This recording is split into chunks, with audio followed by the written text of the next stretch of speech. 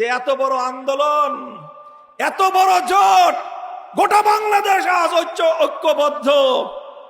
এই ঐক্যবদ্ধ বাংলাদেশের প্রধানমন্ত্রীকে এটা নিয়ে তোমাদের প্রশ্ন করতে উতলা হয়ে দেখতে হয়। আমাদের এই জোটের মধ্যে সর্ববৃহৎ দল একটি আছে না নাই? বলেন আছে না নাই? সেই দলের একজন আমির আছেন না নাই? কাজেই এই জাতীয় ধূম্রজাল সৃষ্টি করে, বিভ্রান্তি তৈরি করে ঐক্যবদ্ধ বাংলাদেশকে আর বিপদগামী করতে পারবে না। আমরা বলতে চাই, 10 দলীয় যে ঐক্য গঠিত হয়েছে, কোন একক নেতার নেতৃত্ব প্রতিষ্ঠার জন্য নয়। 10 দলীয় ঐক্য গঠিত হয়েছে কোন শুধুমাত্র একটি দলের স্বার্থ উদ্ধার করবার জন্য নয়। 10 দলীয় ঐক্য গঠিত হয়েছে 10টি দলের ভাগ্য গড়বার জন্য নয়। 10 দলীয় ঐক্য গঠিত হয়েছে বাংলার মানুষের ভাগ্য গড়বার জন্য।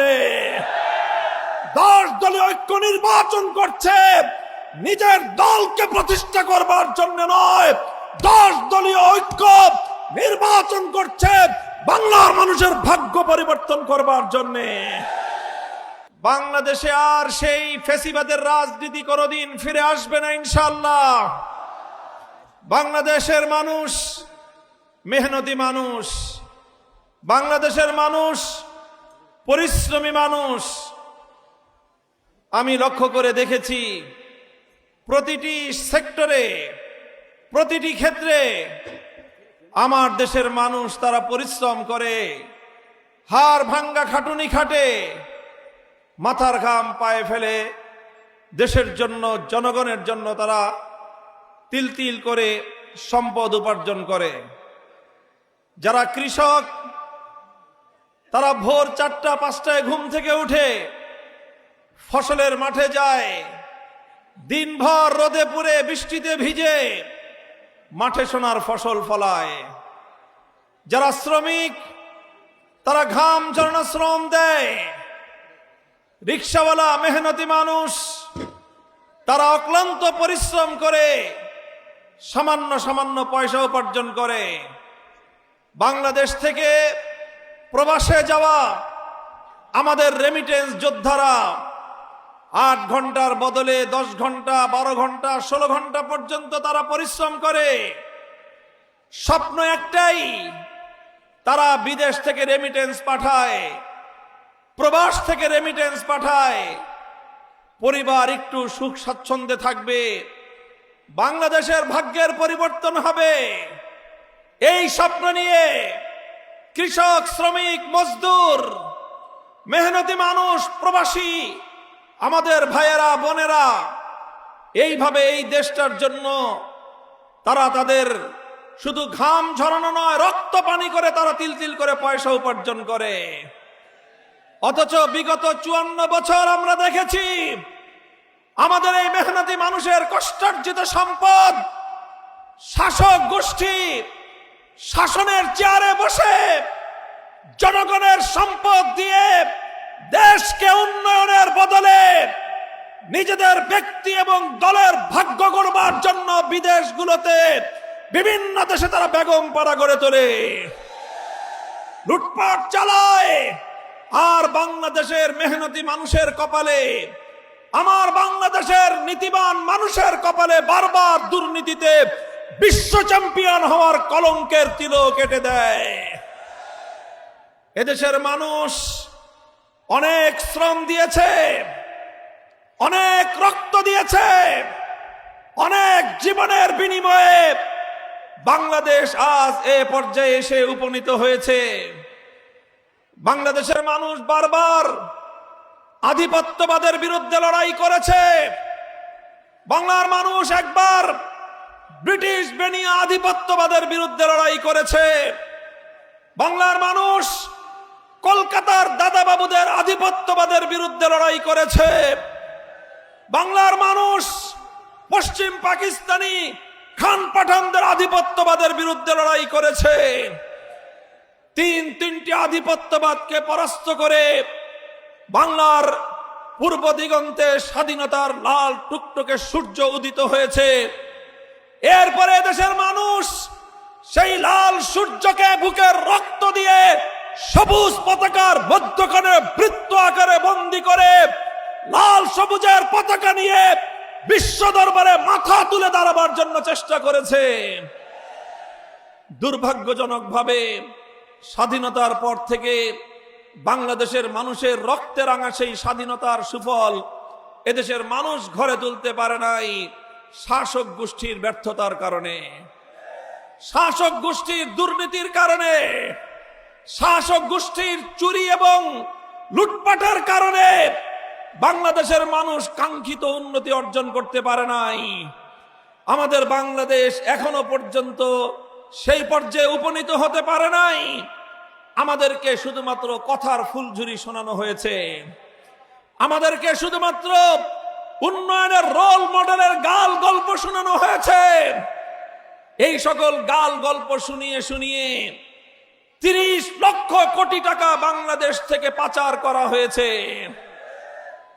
সেই টাকাগুলো যদি পাচার না করা হতো, আমার দেশের মেহনতি মানুষের এই কষ্টার্জিত পয়সা দিয়ে বাংলাদেশ সিঙ্গাপুরের মতো উন্নত দেশে পরিণত হতে পারত, পারে নাই। কারণ আমরা জনগণ সৎ থাকলে কি হবে, আজও পর্যন্ত এদেশের মানুষের ভাগ্যে নীতিবান দুর্নীতিমুক্ত বাংলার মানুষের ভাগ্য গড়ার জন্য উপযুক্ত কোন শাসক গোষ্ঠী আমরা নির্বাচন করতে পারি নাই। বরং দীর্ঘ 15টা বছর আমরা শোষিত হয়েছি, গুম খুনের শিকার হয়েছি, আলেম ওলামা সহ এদেশের ইসলামী নেতৃত্বকে ধরে ধরে ফাঁসির কাস্টে ঝুলানো হয়েছে, এদেশের মায়ের বুক খালি করা হয়েছে, এদেশের যুবকদেরকে গুম করে করে বাংলার মাটিকে শ্মশানে পরিণত করা হয়েছে। যখন নির্যাতনে এদেশের মানুষের পিঠ দেয়ালে ঠেকে গেল, এদেশের মানুষ যখন পিঠ দেয়ালে ঠেকে গেল, সর্ববৃহৎ রাজনৈতিক দলের কাছ থেকে আমরা বারবার হতাশ হলাম। ঈদের পরে নির্বাচন, ঈদের পরে আন্দোলন হবে, ঈদের পরে আন্দোলন হবে, ঈদ আর আসলো না।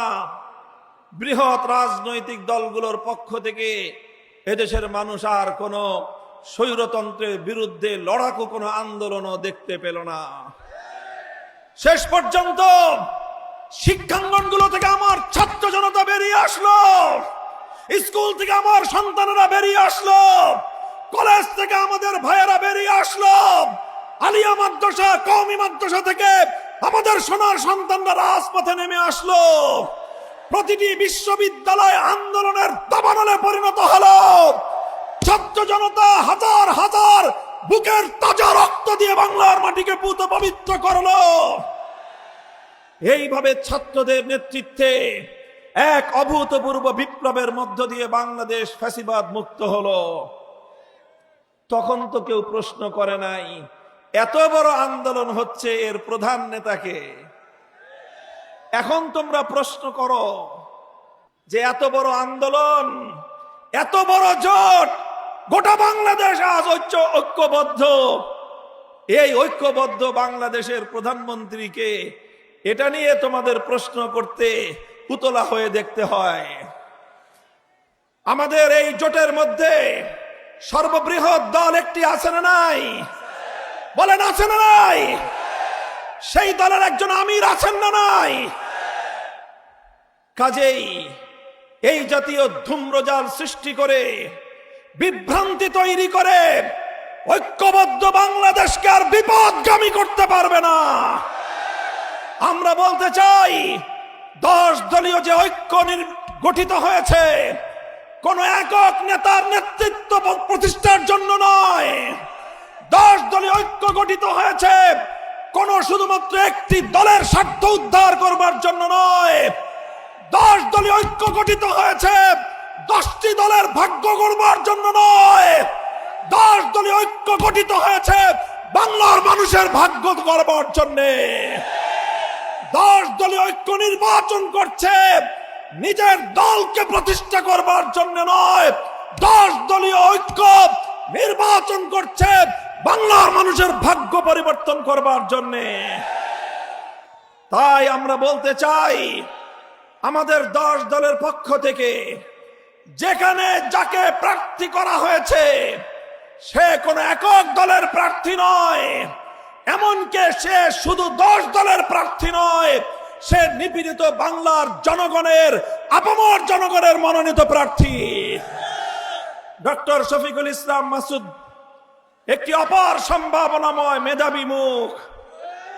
সে শুধু বাউফলের কৃতি সন্তান নয়, সে শুধু পটুয়াখালীর সন্তান নয়, সে আগামী বাংলাদেশের অন্যতম এক উজ্জ্বল নক্ষত্র। ইনশাআল্লাহ আগামীর বাংলাদেশের বিনির্মাণ, আগামীর মেধাবী বাংলাদেশ, সম্ভাবনাময় বাংলাদেশ তৈরির জন্য যেই মেধাবী নেতৃত্বের প্রয়োজন, তার অন্যতম প্রধান মুখ হবে ডক্টর শফিকুল ইসলাম মাসুদ। ইনশাআল্লাহ আমি দোয়া করি, আশীর্বাদ জানাই বাংলাদেশের আলেম সমাজের পক্ষ থেকে ডক্টর শফিকুল ইসলাম মাসুদকে আমি আশীর্বাদ এবং দোয়া করি। ইনশাআল্লাহ যেই বাংলাদেশ গড়বার জন্য আমরা হাতে হাত রেখেছি, সে বাংলাদেশ গড়বার জন্য সে আমাদের অন্যতম হিরণ্ময় হাতিয়ার হিসেবে কাজ করবে। আমি ডক্টর শফিকুল ইসলাম মাসুদের হাতে ন্যায়ের প্রতীক, ইনসাফের প্রতীক দাড়িপাল্লা তুলে দিয়ে এদেশের আলেম সমাজের পক্ষ থেকে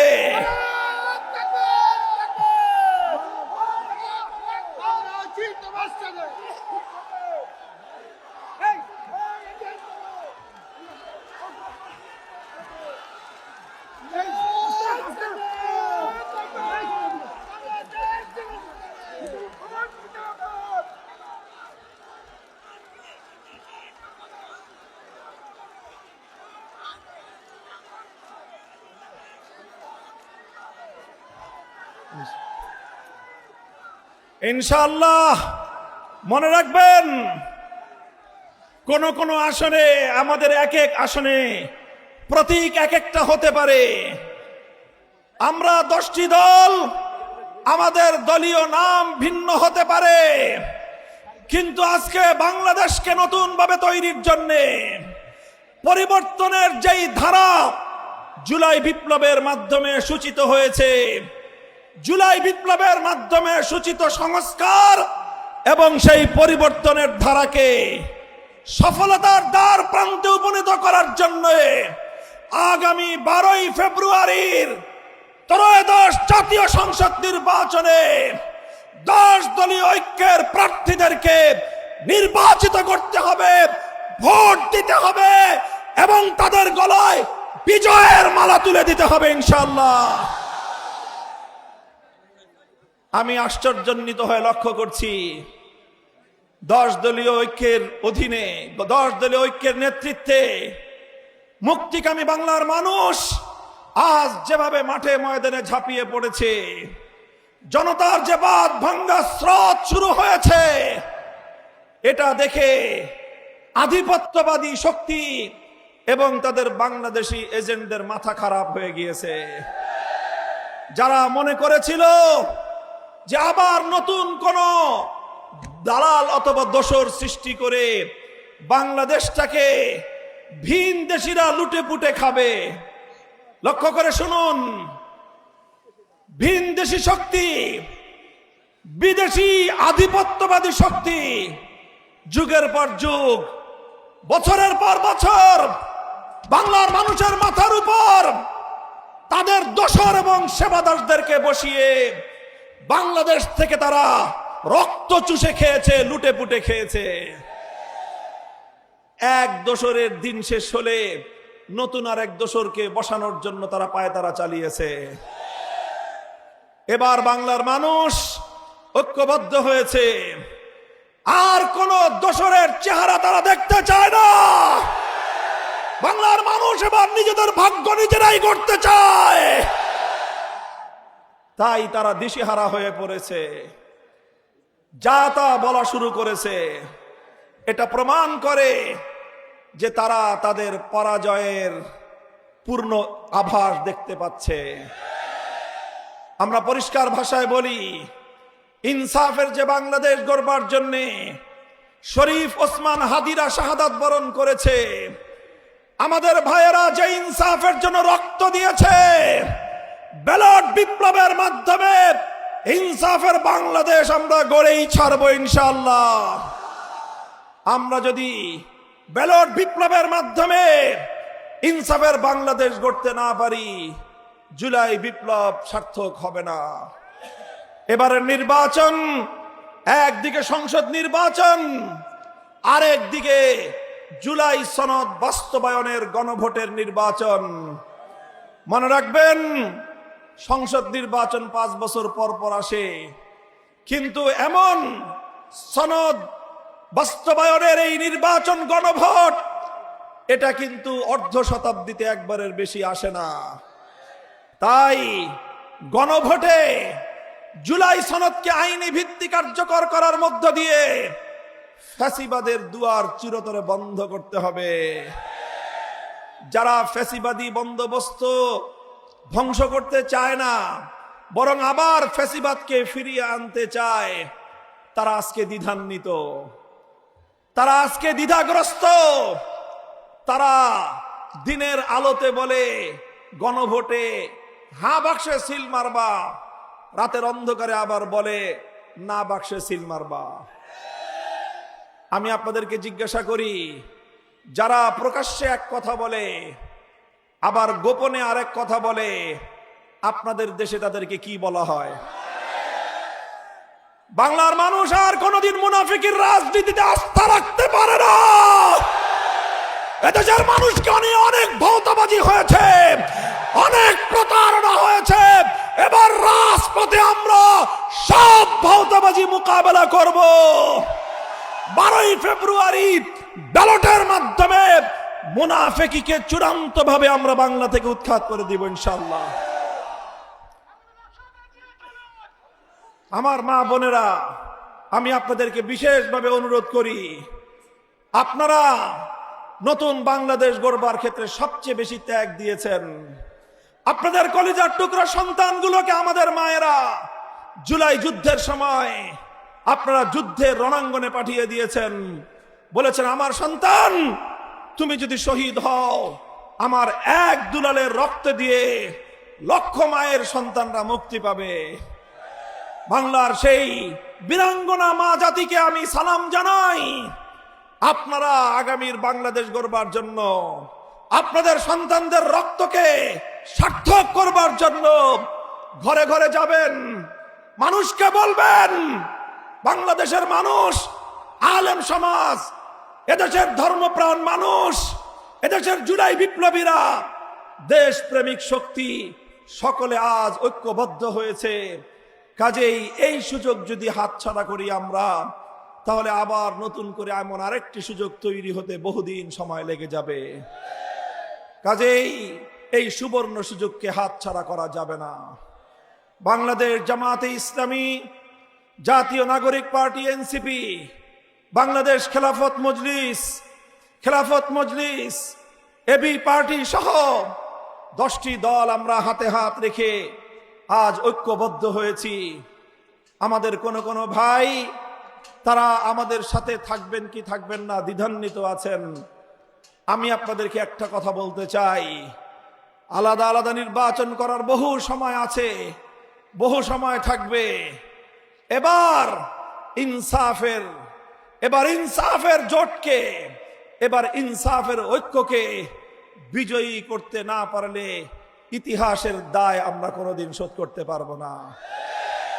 দল মতের ঊর্ধ্বে উঠে ডক্টর শফিকুল ইসলাম মাসুদ একজন সজ্জন মানুষ, জনদরদী মানুষ, তুমুল জনপ্রিয় ছাত্র নেতা, আগামীর বাংলাদেশের অন্যতম মেধাবী মুখ। এদেশের আলেমদের প্রতি তার অসাধারণ শ্রদ্ধা এবং ভালোবাসা। বিনয়ী একজন মানুষ। এইরকম একজন মানুষ যদি বাউফল থেকে নির্বাচিত না হয়, বাউফল মানুষের জন্য এটা হবে দুর্ভাগ্যের বিষয়। তাই আমি সকল আলেম ওলামাদেরকে, ইমাম সাহেবানদেরকে, সকল ধর্মপ্রাণ মানুষকে, ধর্ম বর্ণ নির্বিশেষে, হিন্দু বৌদ্ধ খ্রিস্টান সকলকেই আমি আমার উদাত্ত আহ্বান জানাবো, আপনারা সকলেই ঐক্যবদ্ধ হয়ে ডক্টর শফিকুল ইসলাম মাসুদকে নির্বাচিত করবেন। ইনশাআল্লাহ আমি আপনাদেরকে কথা দিচ্ছি, আমরা ইনসাফের উন্নত সমৃদ্ধ বাউফল উপহার দেব ইনশাআল্লাহ। ইনশাআল্লাহ থাকবেন তো? 10 দলীয় ঐক্য জিন্দাবাদ, বাংলাদেশ খেলাফত মজলিস জিন্দাবাদ, বীর বাংলাদেশ জিন্দাবাদ, ইনকিলাব ইনকিলাব জিন্দাবাদ জিন্দাবাদ। আসসালামু আলাইকুম ওয়া রাহমাতুল্লাহ।